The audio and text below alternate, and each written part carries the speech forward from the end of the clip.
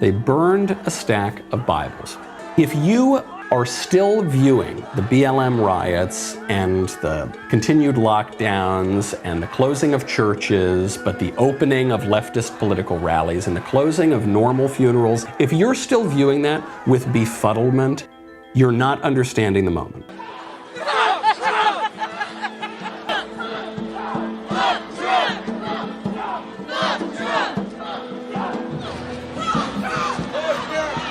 All murals, all stained glass windows of white Jesus and his European mother and their white friends should come down.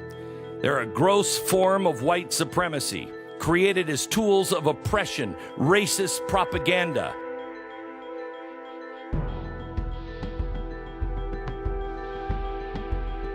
We actually do have an ideological frame.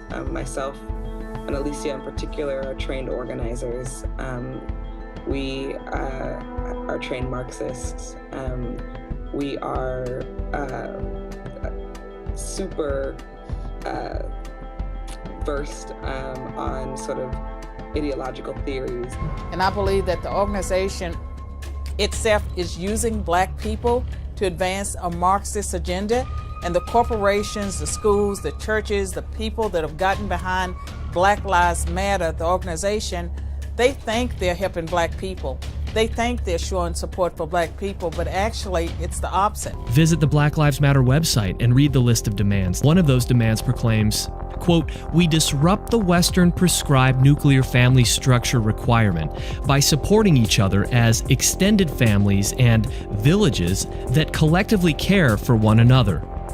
We can't be certain, but it's hard to believe this radical agenda is what most signed up for. It has a woman, Susan Rosenberg, sitting on its board of directors, on deputy head, once arrested for her ties to a radical left terrorist group responsible for killing police and bombing.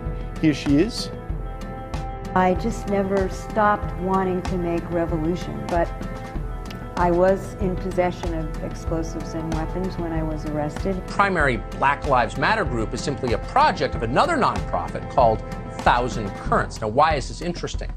Well, it's interesting because the current vice chair of Thousand Currents is a woman called Susan Rosenberg. And she's a convicted terrorist who spent 16 years in federal prison before she was given a pardon by Bill Clinton on the very last day in office.